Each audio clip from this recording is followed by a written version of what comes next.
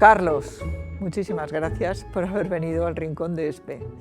Muchísimas gracias, la verdad, porque creo que aunque eres muy conocido porque participas en un programa de radio, en el de Alsina, muy famoso, y sales muchas veces en los medios, yo creo que hay mucha gente que no sabe, como yo que sí sé, porque te encontré cuando acababas de llegar de la Argentina y todavía no habías sacado la cátedra de Economía Política de la Complutense, creo que eras ayudante o algo así. Claro.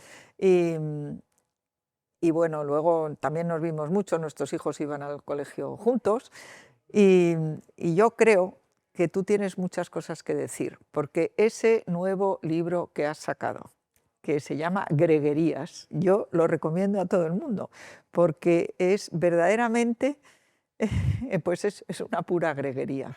¿Cuál destacarías tú de ellas? Uy, no lo sé, hay Sí, muchas. muchas. La verdad que el libro lo escribí básicamente porque a nadie se le había ocurrido antes. Bueno, y con los dibujos de Sañudo, que es un genio de también. Rafa Sañudo. Pues Sí, fíjate sí. que tú, que sabes de liberalismo, has estudiado mucho también, pues los liberales hacemos libros más o menos grandes, más o menos pequeños, pero nadie había hecho nunca greguerías en la línea de ¿Cómo? Ramón Gómez de la Serna. Tú hiciste una edición de La riqueza de las naciones impresionante, que es la que ha sido, bueno, para todo el mundo. Bueno, sí. Yo he hecho ya en el plano académico he hecho traducciones de muchos economistas, pero sobre todo de los 3 libros que Smith publicó, que es La riqueza de las naciones, La teoría de los sentimientos morales y los ensayos filosóficos. Exacto. Este libro es mucho más corto, hay que decir. Bueno, es un librito muy cortito, así, se lee fácil, pero yo lo recomiendo absolutamente, porque es que lo que dice, lo que viene a decir es cómo,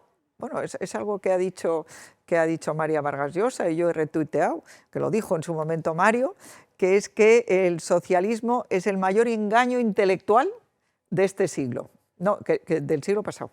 Pues sí, el socialismo es una especie de estafa. Pero las greguerías lo dicen. Estafa, me parece que dice estafa. Yo creo también. que sí, yo creo que es una estafa, es una estafa. Lo que pasa es que es una estafa bastante atractiva, porque el socialismo tiene mensajes que son claros, a veces engañosamente claros, y apelan muchas veces a las emociones. Y eso es bastante atractivo, ¿no? Eso es la idea de que el socialismo se ocupa de los pobres, se ocupa de los vulnerables. Y yo siempre digo, y está en las greguerías, que no hay que confundir a la Santa Madre Teresa de Calcuta con la agencia tributaria. No son lo mismo. Y los socialistas creen en la agencia tributaria, no en la Madre Teresa. Exacto, exacto. Pues sí, y esa cátedra de historia de las doctrinas económicas, que yo creo que es una de las cosas más importantes que los españoles tendríamos que aprender un poquito en el colegio, y no tantas cosas extrañas y tonterías que están empeñados ahora en meter en el plan de estudios, pues yo creo que Carlos, a lo largo de estos 40 y tantos años que llevas aquí, o 50. Casi 50, sí. Casi 50, sí. Pues nos ha enseñado mucho a muchísimos españoles. Y, por ejemplo, yo recuerdo una vez que dijiste, ¿cuál es la esencia de un gobierno liberal democrático en Occidente? Y tú dijiste que los límites del poder estén claros. Me parece que esa es una idea importante, ¿sabes? Porque hablemos antes de la cátedra, porque fue precisamente con mi maestro y amigo Pedro Schwarz, a quien sucedí yo en la cátedra, que nos conocimos tú y yo hace tantos años, ¿no? Pues sí, la verdad es que el liberalismo a veces se asocia exclusivamente a la economía. Y yo creo que esto es un error. Esto es un error. El liberalismo es una noción moral, en primer lugar, y una noción política en segundo lugar, y una noción económica solo en tercer lugar. No es lo más importante la economía. Lo más importante es la moral, que es el respeto al prójimo. Esa es la esencia del liberalismo. Y desde el punto de vista político, como acabas de decir, la esencia del liberalismo es que el poder tiene que estar limitado. Porque la libertad no depende de la forma del poder, depende estrictamente de sus límites. Y solo en tercer lugar, el liberalismo prescribe o recomienda pues, una economía de mercado, una economía libre. O sea que son esas 3 dimensiones. Y a veces los liberales, sobre todo los economistas, mea culpa, nos concentramos mucho en la libertad económica. Así que te voy a contar una anécdota de Karl Popper. hace muchos años, Pedro Svart Trajo a Karl Popper, claro, trajo varias veces. Y entonces hicimos un seminario en la Magdalena y entonces los discípulos de Pedro, que sabíamos inglés, nos turnábamos para ir a almorzar y a cenar con Popper, ¿no? Entonces lo vi bastante durante una semana.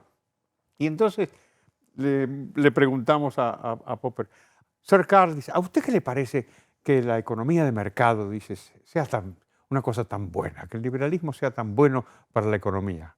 Y contestó, esa es una muy feliz coincidencia. Dijo, that is a very happy coincidence. Sí. Fíjate que era una butad, porque no es una coincidencia. No es una coincidencia que los cubanos que malviven en La Habana prosperen en Miami, no es coincidencia. Pero en el fondo el mensaje es importante. El mensaje es que la economía no es la clave del asunto, la clave es, como te digo, el respeto al prójimo y el poder limitado. Exactamente. La segunda, la de los límites del poder, pues aquí parece que es que el Congreso de los Diputados, tomado en este momento en apoyo a Sánchez por los enemigos de España, puede aprobar cualquier ley. Porque como no tiene límites el poder, pues ahora podríamos aprobar otra vez, no sé, la esclavitud o no sé, que nos corten la cabeza a los liberales, una barbaridad. Y sí, luego lo que has dicho de la moral, del respeto a los demás. A mí me gusta mucho tu compatriota Milei, que dice que el liberalismo, ¿cómo es? El respeto irrestricto al proyecto de vida del otro. Eso es, lo dice Alberto Venegas Rins también. Y yo creo que Alberto, yo creo que es Alberto. Esto es muy importante y tiene que ver pues, con lo más. La clave del asunto siempre ha sido la vida en sociedad, ¿no? ¿Cómo se organiza la vida en sociedad? Pues si se organiza desde el punto de vista liberal, pues la esencia es el respeto al prójimo. Y fíjate que eso entronca con otro asunto que tiene interés también, que es la relación entre el liberalismo y la religión. ¿Por qué? Porque el liberalismo y la religión envenenaron su relación en el siglo XIX. ¿Cómo era pecado? Los liberales ahí se equivocaron. Se equivocaron mucho porque pensaron que el enemigo... ¿Tú crees que los liberales? Pero también la Iglesia, que decía que era pecado leer los periódicos liberales, espera. Pero la sección de bolsa no. Espera, vamos por partes. Los liberales se equivocaron porque pensaron que el enemigo era la Iglesia y no el Estado. Entonces, por ejemplo, dijeron que se le podía expropiar los bienes a la Iglesia y a la aristocracia. Que pensaron que ingenuos, que si el Estado le expropiaba la tierra a la Iglesia o a los aristócratas, después no le iba a expropiar nada a nadie, se iba a quedar tranquilo. Pero qué ingenuidad, ¿no? Ese fue un error muy grave. Y lo del liberalismo es pecado. Razón, ¿eh? Es interesante, porque hace unos años publiqué un libro con Juan Ramón Rayo que se titulaba así, El liberalismo no es pecado. Bueno, y entonces me leí el libro famoso del padre Sardá. Y me llamó mucho la atención porque no habla nada del liberalismo tal como lo entendemos nosotros, no habla de propiedad privada, de mercado. Lo que habla el padre Sardá es del liberalismo como el que arrincona a la Iglesia, el que le da el poder al Estado en contra de la Iglesia. Este era lo que interpretaba como liberalismo. A lo mejor tiene razón. Y claro que tiene razón, o sea que ahí estuvo bien. Sí, por supuesto que sí. Pues sí, esas tres cosas, pero ¿por qué? Tú has empezado a decirlo y te he interrumpido.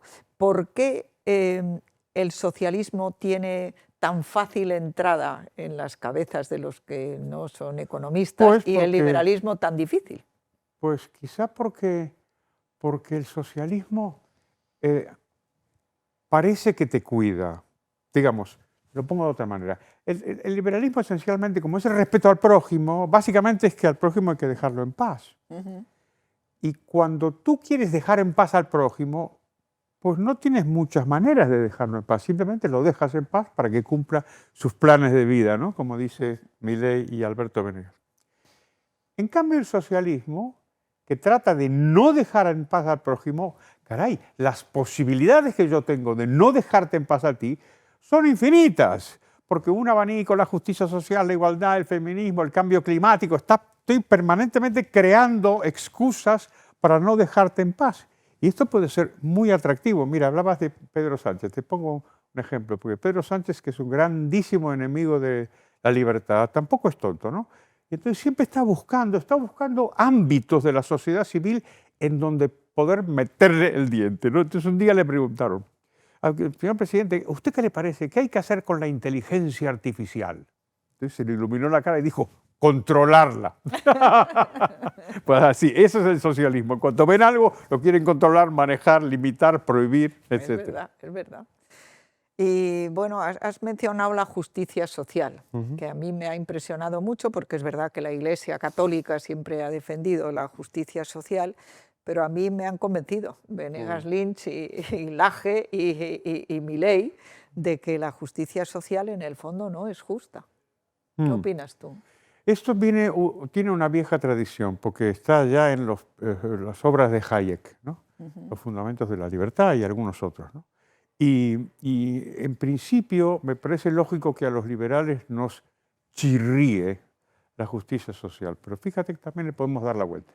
Vamos a ver, si la justicia social es que hay que quitarle el dinero a mi vecina, porque es más rica que yo, y dármelo a mí, porque soy más pobre, hombre, eso no parece justo, ¿no? Eso más bien parece robar, se le parece bastante a robar, porque lo de mi vecina es suyo.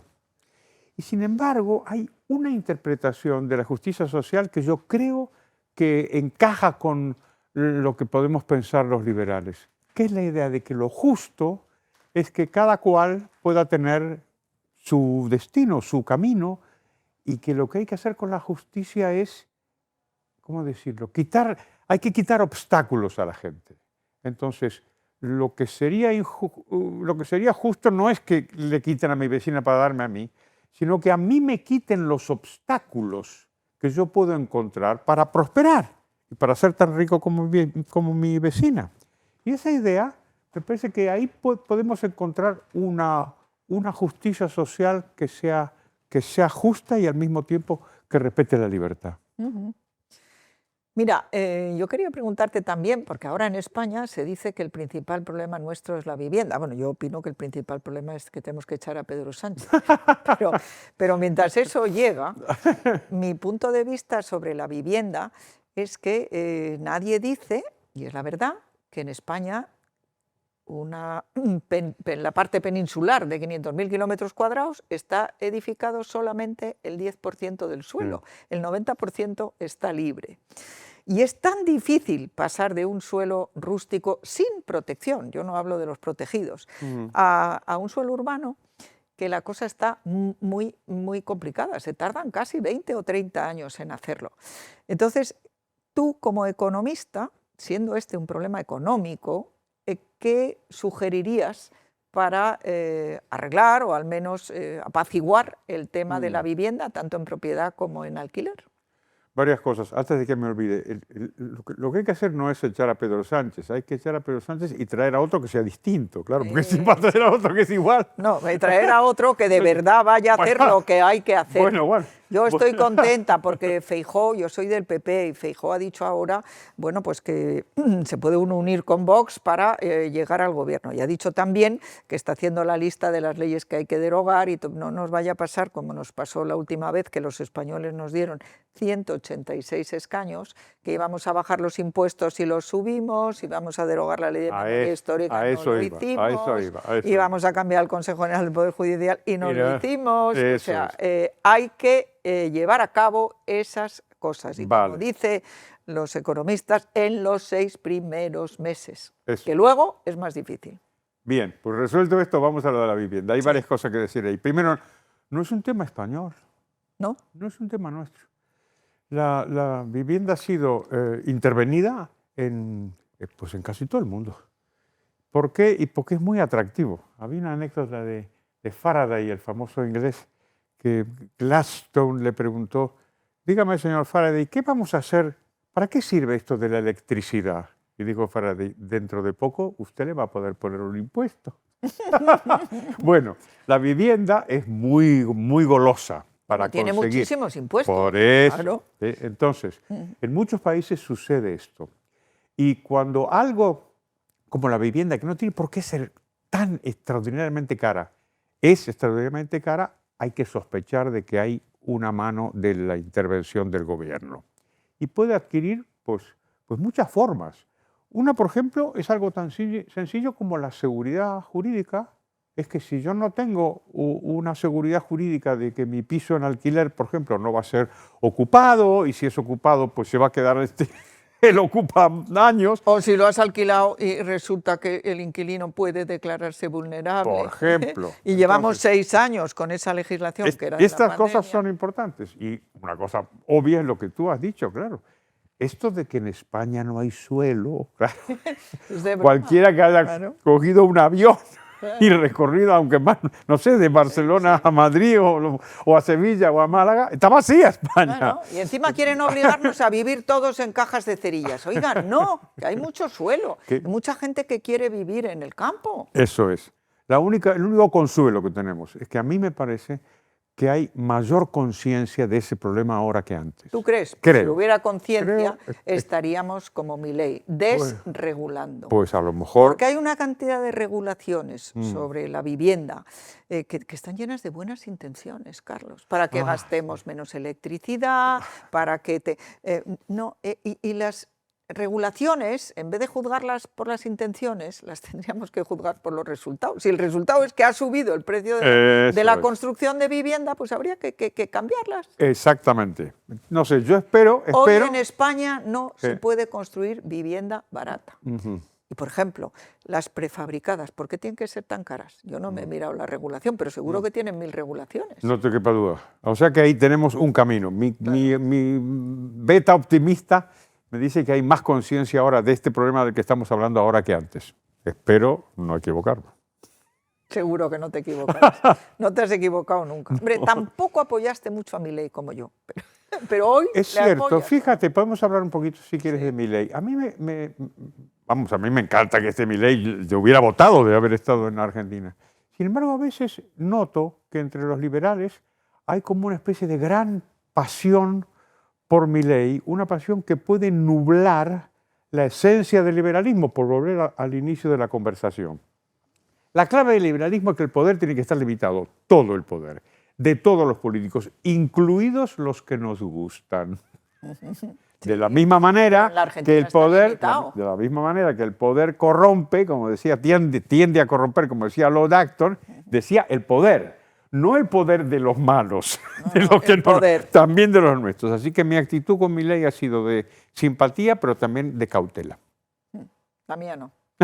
Ya lo sé. Yo tengo cautela frente a mi grandísimo amigo Jesús Huerta de Soto, que es el primero que me puso en mi sitio. Yo fui a su despacho hace muchísimos años, ahora 40, y entonces desde su ventana se veía un jardín de una casa de por ahí, y yo le dije, fíjate tú, pero han talado ese árbol. ¿Y quién eres tú? Yo era la concejal de Medio Ambiente. ¿Quién eres tú para decir si puede talar o no un árbol un señor en su jardín? Claro, me quedé un poco perpleja. Tenía bastante razón. Pues Jesús... Pero hoy le he escrito, porque ese sí que es anarcocapitalista. Totalmente. Yo no estoy de acuerdo. Yo creo, con Pedro, al que leí al principio, que los liberales nos diferenciamos de los anarquistas en que sí creemos que tiene que haber un Estado, pero un Estado que se dedique a lo que se tiene que dedicar. Te cuento una bonita frase de Anthony de Jassé, que conocí también gracias a Pedro, es el gran liberal de nuestro tiempo. Una vez le preguntaron, ¿es usted anarquista? Y entonces dijo, soy anarquista dentro de un orden. Y eso es una gran frase. Tiene que haber un orden, sí. Sí, sí. Bueno, y no, que tiene que haber... hay cosas que yo sí creo que el Estado tiene que seguir haciendo. Lo dijo Adam Smith, ¿no? En tu libro. ¿Cómo es? Decía la defensa, la interior, la justicia. Defensa interior, seguridad y defensa exterior, justicia y algunas obras públicas que por ser muy largo... Ahí puede haber una rendija. Fíjate, pero mira, Milei ha quitado eso. Milei ha dicho que todas las carreteras, todas las obras públicas que haya que hacer, que la haga un particular y que cobre por el uso, que a mí me parece justo. Yo cada vez que voy en el metro y por la edad que tengo podría ir gratis, pues no, voy con mi...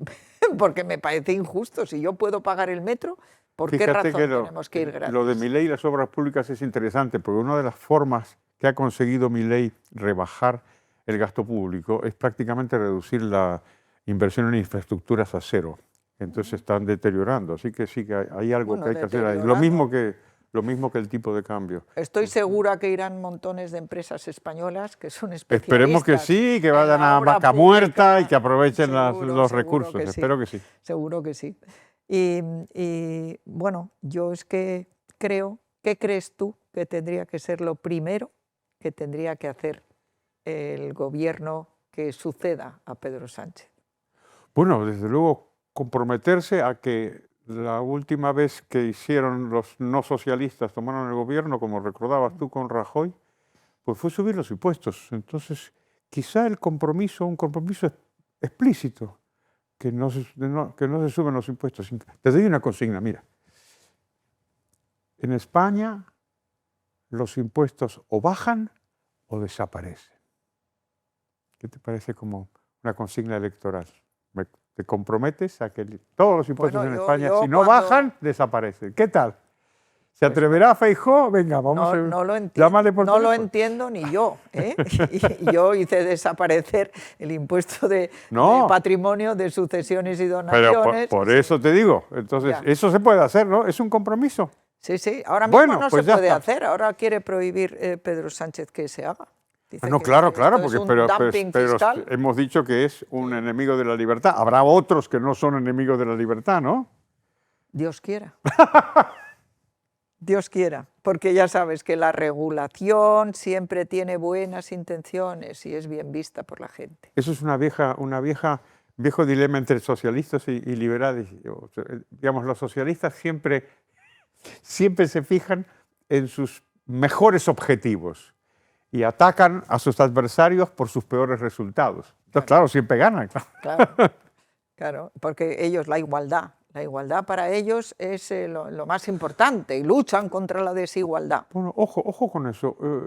La igualdad... Ante la ley. La igualdad no es una consigna socialista, la igualdad es una consigna liberal. Los liberales son los que inventan la idea moderna de la igualdad, que es la igualdad ante la ley. Ante la ley. La señora de la justicia, me encanta que sea una señora, pues tiene una balanza para ser equilibrada y una espada para ser firme y una venda delante de los ojos para no hacerlo para todo el mundo, no como aquí. Eso es, y esa idea estaba pensada para proteger al débil. Claro. Porque la justicia, al no discriminar, pues no iba a verse influida por el príncipe a favor y en contra del mendigo, por usar el título de Mark Twain, ¿no? Sí. Pues Carlos, muchísimas gracias por haber estado aquí en el Rincón de ESPE y estoy segura que a los espectadores que leen el Objective y van al Rincón les va a impresionar mucho y les va a ser muy útil el que hayas estado aquí y sobre todo que compren el libro Greguerías, que se van a divertir y se van a reír. Muchas gracias.